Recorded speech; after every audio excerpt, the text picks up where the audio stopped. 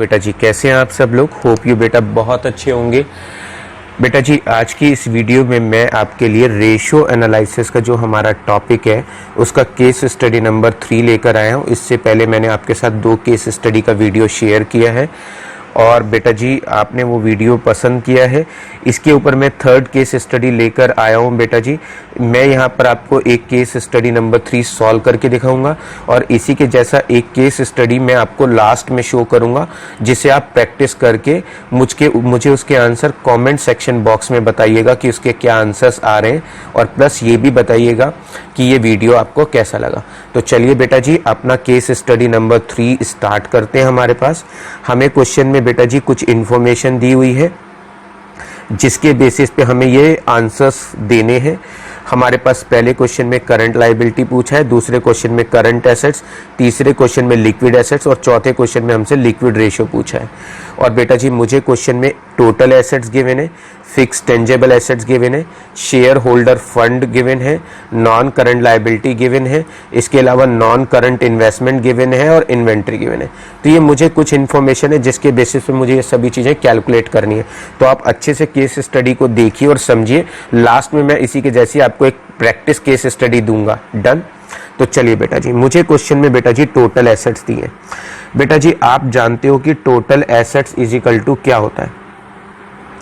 आप जानते हो बेटा जी total assets is equal to क्या होता है?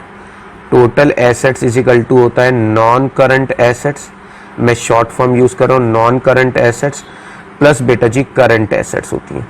और मुझको यहाँ पर क्वेश्चन में बेटा जी करंट एसेट्स निकालनी है। तो अब मैं क्या करूँ बेटा जी, करंट एसेट्स अगर मुझको निकालना है, अगर मुझको करंट एसेट्स कैलकुलेट करके दिखाना है तो मैं क्या करूँ? सर हमें टोटल एसेट्स में से सारी नॉन करंट एसेट्स घटा देनी चाहिए। बिल्कुल ठीक बेटा जी, मैं सारी की सारी टोटल एसेट्स में से नॉन करंट एसेट्स घटा दूंगा। आप ध्यान से देखो बेटा जी, मेरे पास टोटल एसेट्स कितनी गिवन है? 5 लाख रुपए की गिवन है।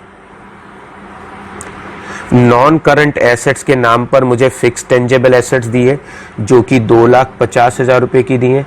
तो ये मेरी फिक्स टेंजेबल एसेट्स हो गई, फिक्स टेंजेबल एसेट्स हो गई। उसके बाद मुझे क्वेश्चन में नॉन करंट इन्वेस्टमेंट दिए हुए हैं बेटा जी। तो यहाँ पर नॉन करंट इन्वेस्टमेंट कितने दिए हुए हैं? 1,50,000। ये भी नॉन करंट एसेट्स का एक सब हेड होता है। तो ये मेरे क्या होगा? Non current investment. उसके बाद इन्वेंट्री दी है बेटा जी। इन्वेंट्री करंट एसेट्स का ही एक पार्ट होता है, तो उसको मैं यहाँ पे नहीं ले रहा हूँ। मैं टोटल एसेट्स में से नॉन करंट एसेट्स घटा रहा हूँ। अगर घटाता हूँ तो मेरे पास 4 लाख रुपए, मेरे पास 1 लाख रुपए की बेटा जी क्या आ जाएंगी? करंट एसेट्स आ जाएंगी। 5 लाख में से 4 लाख माइनस करूंगा तो फाइनली मेरे पास बेटा जी 1 लाख रुपए की क्या निकल कर आ गई है? करंट एसेट्स आ गई हैं। उसके बाद मुझको निकालना है करंट लायबिलिटी। बेटा जी आप जानते हो कि total assets is equal to total liabilities होता है बेटा जी। ये बात आप बहुत अच्छे से समझते हो। और बेटा जी total liability is equal to क्या? Total liability short form use की है मैंने। Total liability is equal to क्या बेटा जी? Shareholder fund, shareholder fund plus बेटा जी non current liability, non current liability plus current liability. बेटा जी तो shareholder fund, non current liability और करंट लायबिलिटी को जोड़ दूं तो क्या आ जाएगा? टोटल लायबिलिटी आ जाएगा। अब बेटा जी मुझको निकालना है करंट लायबिलिटी। तो अब मैं क्या करूं? मैं करंट लायबिलिटी को इधर लिख लेता हूं और टोटल लायबिलिटी में से बेटा जी क्या करूं? टोटल लायबिलिटी में से सर शेयर होल्डर फंड घटा दीजिए। शाबाश बेटा जी। और बताओ सर नॉन करंट लायबिलिटी घटा दीजिए,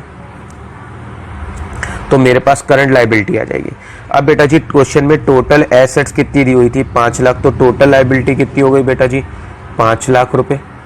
जितनी एसेट थी उतनी लायबिलिटी। मुझे क्वेश्चन में शेयर होल्डर फंड कितना दिया है? 3,20,000 रुपए दिया है। डन बेटा जी। उसके बाद नॉन करंट लायबिलिटी कितनी दी हुई है? 1,30,000 रुपए की दी हुई है। अब बेटा जी अगर मैं 5 लाख में से 4,50,000 रुपए घटा दूं तो मेरे पास आंसर बचेगा 50,000 रुपए। तो अब बेटा जी मेरे पास क्वेश्चन में क्या आ चुका है? मेरे पास क्वेश्चन में करंट एसेट्स मिल गई मुझे। कितनी है मेरी करंट एसेट्स? 1 लाख रुपए की। मेरी करंट लाइबिलिटीज कितनी है बेटा जी, 50,000 रुपए की। अब आप जानते हो बेटा जी कि लिक्विड एसेट्स निकालने के लिए क्या करते हैं हम लोग, लिक्विड एसेट्स निकालना हो तो करंट एसेट्स में से स्टॉक और प्रीपेड एक्सपेंसेस को घटा दो। अब बेटा जी करंट एसेट्स कितनी है मेरी, 1,00,000 रुपए। क्वेश्चन में मुझको स्टॉक कितना दिया हुआ है बेटा जी, 20,000 रुपीज का। इसके अलावा प्रीपेड एक्सपेंसेस नहीं दिए हुए, तो मेरी लिक्विड एसेट्स कितनी हो गई बेटा जी, 80,000। तो यहां पर बेटा जी मेरी लिक्विड एसेट्स भी फाइंड आउट हो चुकी हैं, डन। अब टीचर पूछ रहा है कि आप लिक्विड रेशो निकालो। लिक्विड रेशो का फार्मूला बोलो बेटा जी। Sir liquid assets upon current liability.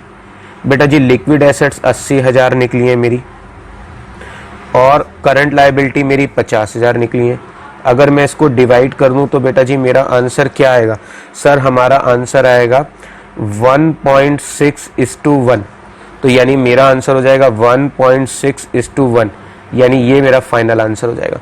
तो टीचर ने मुझसे पूछा करंट लायबिलिटी कितनी है, तो मैं आंसर बोलूंगा 50,000, यानी ऑप्शन ए।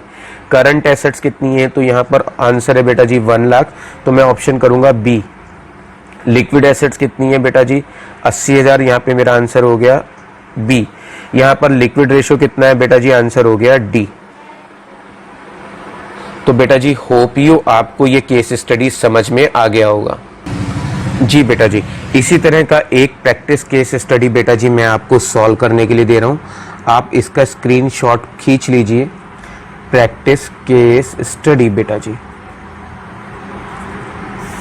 आप इसका क्वेश्चन सॉल्व कर लीजिए और जो भी आपका आंसर आएगा बेटा जी, जो भी आपका आंसर आएगा उस आंसर का रिप्लाई आप कमेंट सेक्शन बॉक्स में दीजिएगा। डन बेटा जी, कमेंट बॉक्स में दीजिएगा।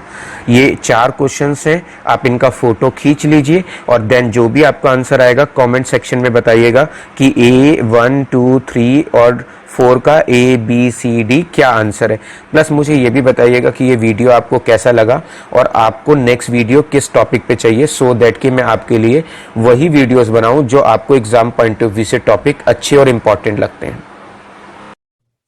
अगर बेटा आपको ये वीडियो अच्छा लगा है तो प्लीज सब्सक्राइब द चैनल और इस वीडियो को अपने फ्रेंड्स के साथ ज्यादा से ज्यादा शेयर करें।